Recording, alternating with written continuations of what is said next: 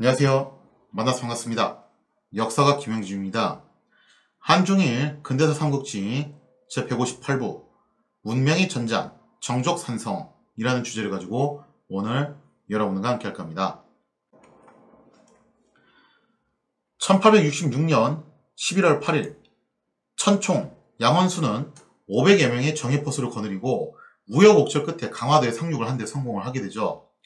하지만 양원수 부대는 프랑스 함대의 눈을 피해서 몰래 강화 해협을 건너야 했기 때문에 이 전투병력은 어떻게 여기를 건너왔는데, 문제는 이거를 뒷받침할 충분한 양의 보급 확보가 어려웠다는 거죠. 뭐 탄약, 그 다음에 또 이제 식량, 이런 것들을 충분히 갖고 오기가 상당히 어려웠다는 거예요. 별도의 보급 부대가 원래 올 수가 없는 그런 상황이었잖아요.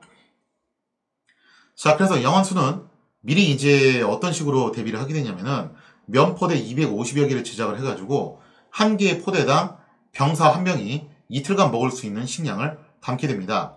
그러니까 총 250개의 포대니까 이거를 쉽게 계산하면은 500명의 병력이 하루 동안 먹을 수 있는 식량이 여기에 담겨져 있다고 볼 수 있겠죠. 그렇게 해서 휴대용 식량을 이런 식으로 제작을 한 다음에 이 식량 포대를 싣고 강화해협을 건넌 다음에 2인 1조로 이 면포대를 한 사람씩 돌아가면서 휴대하도록 명을 내렸다는 거예요. 그러니까 저하고 뭐 이제 다른 병사가 있다고 쳐요. 그래서 처음 1시간 동안에는 제가 그 포대를 들고 다니고, 그 다음 1시간 동안에는 저 친구가 이제 그 포대를 들고 다니고, 이런 식으로 이제 교대를 시켰다는 거죠. 왜 이런 조치를 했냐면은, 양원수가 참 이런 거 보면은 머리가 잘 들어가는 장군인데, 이렇게 조치를 함으로써 양원수 부대의 병력 중 절반은 언제나 최상의 체력을 유지할 수 있게끔 그렇게 조치를 했다는 거죠. 왜냐면은 정족산성으로 가는 도중에 갑자기 돌발 사태가 발생해서 프랑스군하고 맞닥뜨리거나 그럴 수도 있잖아요. 그래서 그런 경우를 대비해가지고 이런 식으로 이제 2인 1조로 체력 안배를 해가면서 행군을 했다라는 거죠. 그리고 또 미리 제작한 임절미를 병사들한테 지급을 해가지고, 이 임절미가 아시다시피 상당히 고칼로리잖아요. 그래서 당뇨 있으신 분들한테는 굉장히 주의해야 될 음식 중 하나죠. 그래서 이거를 지급해가지고 급할 경우에는 비상식량으로 사용하도록 그렇게 조치를 취했다고 볼 수가 있겠죠.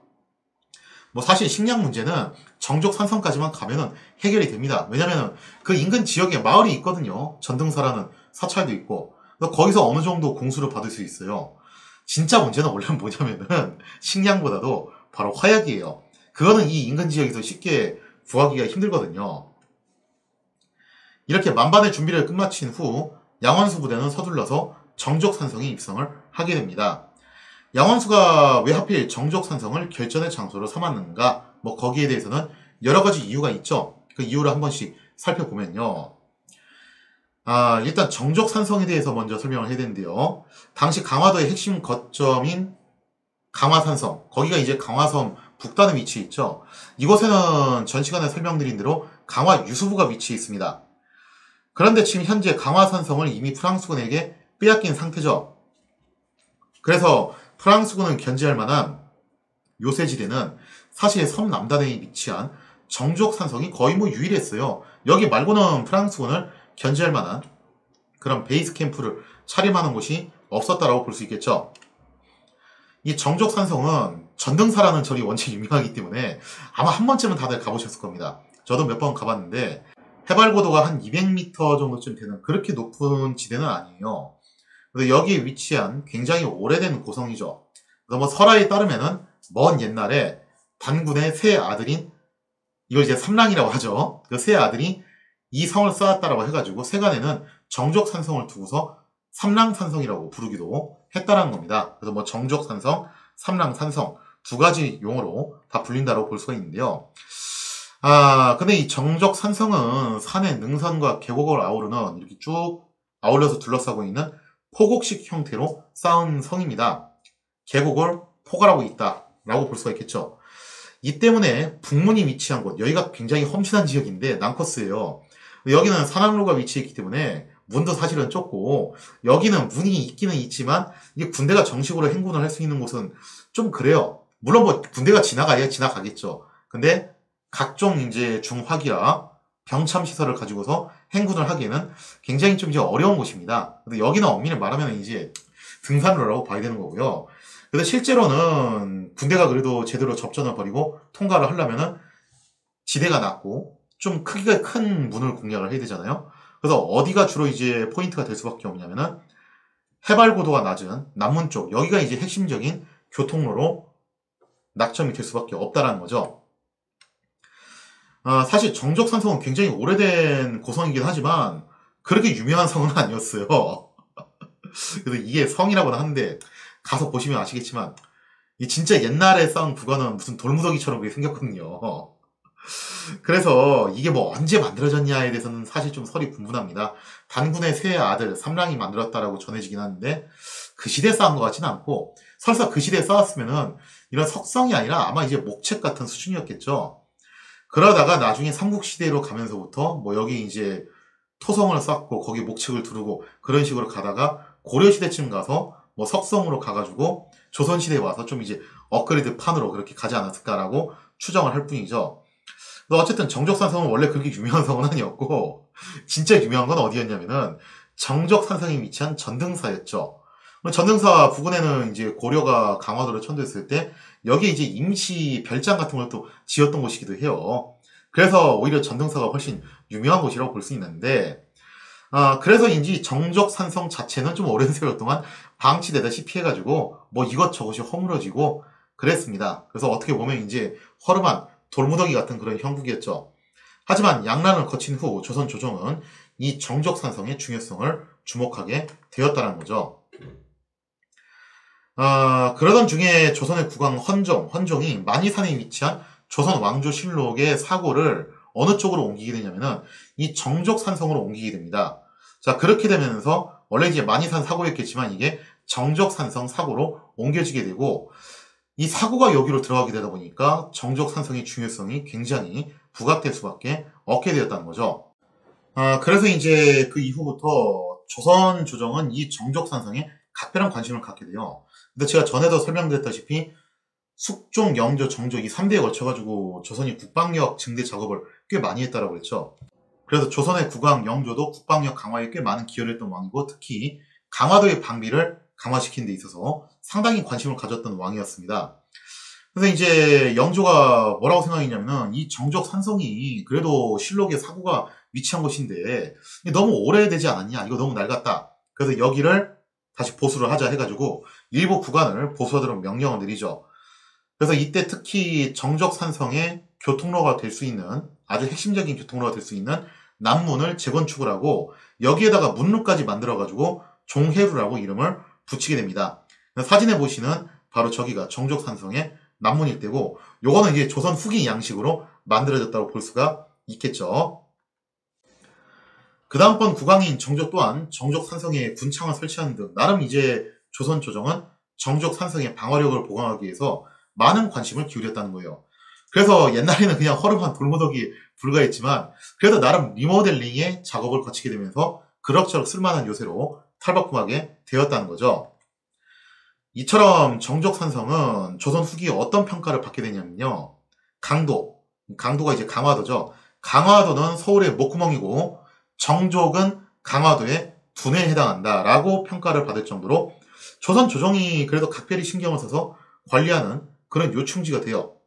따라서 양원수의 판단에는 저 정족산성이 그래도 강화도에서 남아있는 지역 중에서 프랑스인이 점령하지 않는 그 지역 중에서는 쓸만한 요새가 바로 저기밖에 없다. 그래서 저기로 가가지고 프랑스군을 견제를 해야 되겠다라고 판단을 내리게 되었습니다. 무엇보다도 이 정적산성에는 조선 왕조 실록에 사고가 위치했기 때문에 절대로 뺏겨서는 안 되는 굉장히 중요한 지역이죠. 그래서 양원수가 이 정적산성을 결전지로 선택을 했다라고 볼 수 있겠죠. 아무튼 정적산성에 당도한 양원수는 즉각 방어태세에 돌입을 하게 됩니다.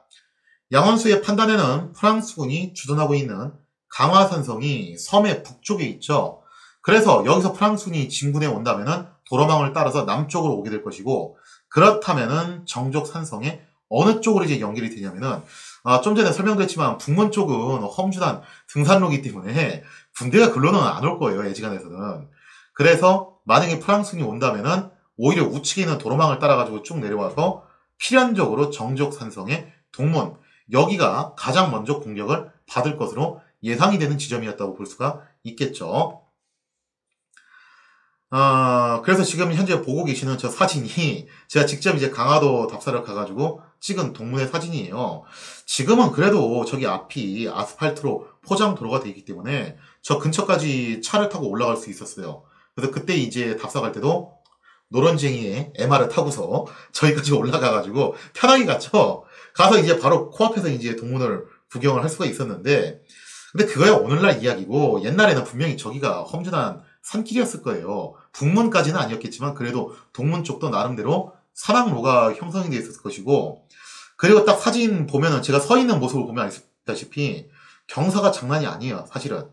그래서 경사도 상당히 가파르고 길도 옛날에 험했을 거기 때문에, 그래서 프랑스군이 동문으로 공격으로 오기는 왔겠지만 여기보다는 아무래도 어디를 좀 더 이제 메인 타겟으로 잡았을 확률이 높냐면은 남문 쪽을 좀 더 메인 타겟으로 잡았을 확률이 높다라는 거죠.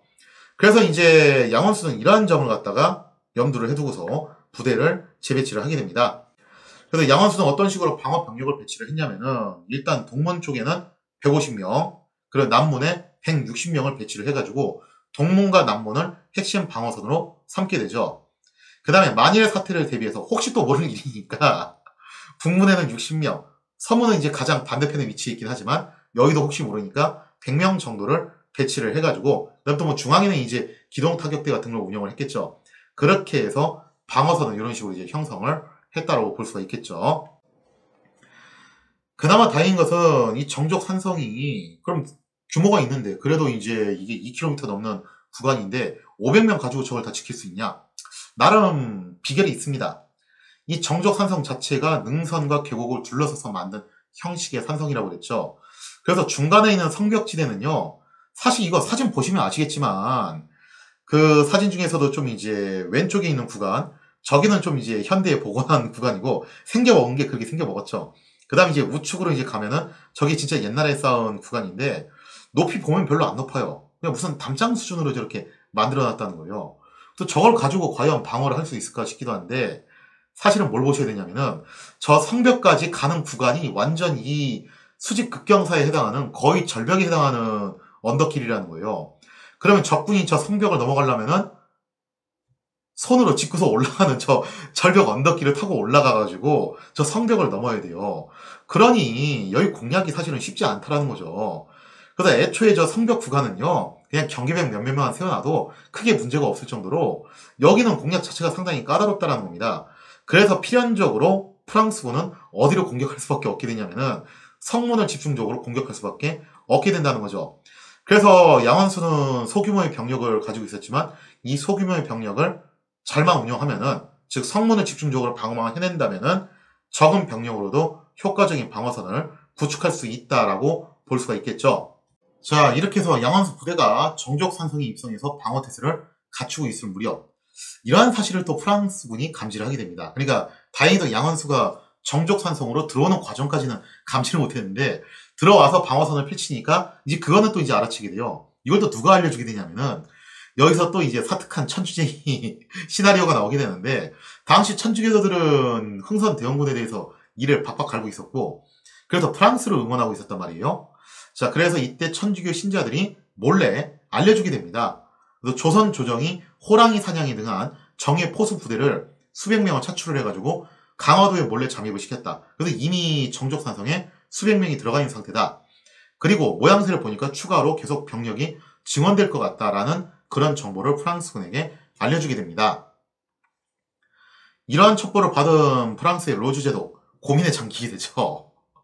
당장이야 정적 산성에 입성한 조선군이 소수지만 만약 이런 식으로 계속해서 조선군이 강화도에 잠입을 한다면은 전국에는 조선군의 수가 프랑스군의 수를 압도할지도 모를 일이잖아요.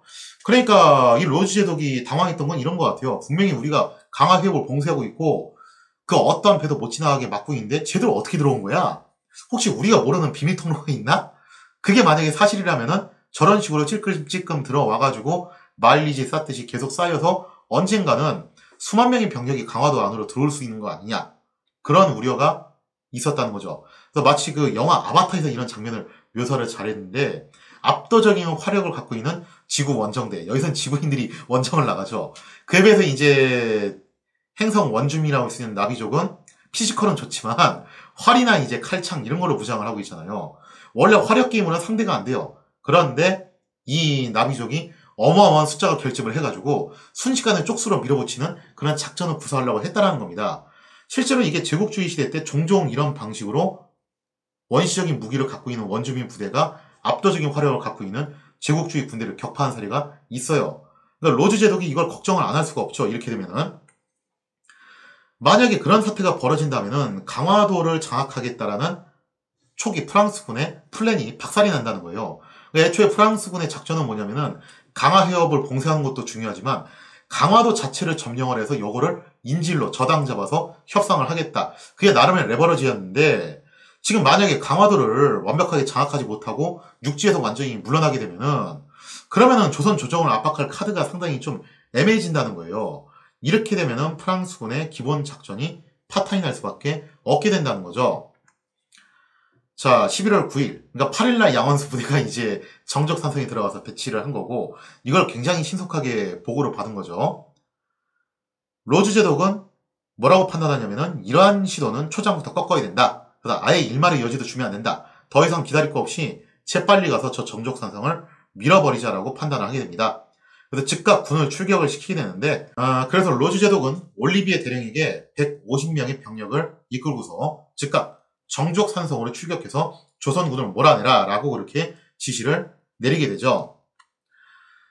이렇게 해서 올리비에 대령은 150여 명의 병력과 리델 신부를 통역관 겸 안내인으로 대동하면서 이른 아침부터 출진을 서두르게 되는데요. 꼭두 새벽부터 준비를 해가지고 한 9시 무렵에 이제 출진을 했다라고 그래요. 그런데 이 올리비에 대령은 그간의 전투를 치르면서 이런 생각을 했던 모양입니다. 지금까지 딱 싸워보니까 뭐 조선군 별거 없던데? 얘들 그냥 뭐 중세 수준의 군대잖아. 저런 원시적인 중세 총병들을 상대로 뭐 그렇게 쫄 거 있나? 그래도 구태여 중화기를 가져갈 필요도 없이 개인 화기, 프랑스군이 보유한 라이플 소총만 가지고서도 충분히 이길 수 있다라고 낙관을 했다는 거죠. 이 때문에 올리비에 대령은 본래는 나귀가 있었는데 그 나귀에다가 야포를 탑재를 해서 끌고 갔어야 됐어요. 근데 그렇게 하지 않고 뭐라고 하냐면 야 그럴 필요 있냐. 그냥 우리가 라이플 소총으로 딱 통제만 해도 저 미개한 동양인 군대는 충분히 이길 수 있다. 그러니까 아침에 출진해가지고 오전 중으로 빨리 게임 끝내고 저기 가보니까 뭐 전등사라는 사찰이 있다네. 그래서 점심 때는 그 전등사에 올라가가지고 도시락이나 까먹자 하고서 아주 풍성한 점심 도시락을 싣고서 위풍당당하게 정족산성으로 향하게 되었다라는 거죠. 그러면서 이제 올리비에 대령은 아주 호언장담하고 갔겠죠. 이 바게트빵에 온기가 식기 전에 적장의 목을 따고 오겠습니다. 하면서 정적산성은 이제 한바탕 풍운이 몰아치게 되었다는 거죠. 자, 이 운명의 전장 정적산성을 두고서 조선군과 프랑스군이 치열한 공방전을 벌이게 될 건데요. 과연 그 승패는 어느 쪽으로 가게 될 것인가? 거기에 대한 이야기는 다음 시간에 이어서 계속하도록 하겠습니다.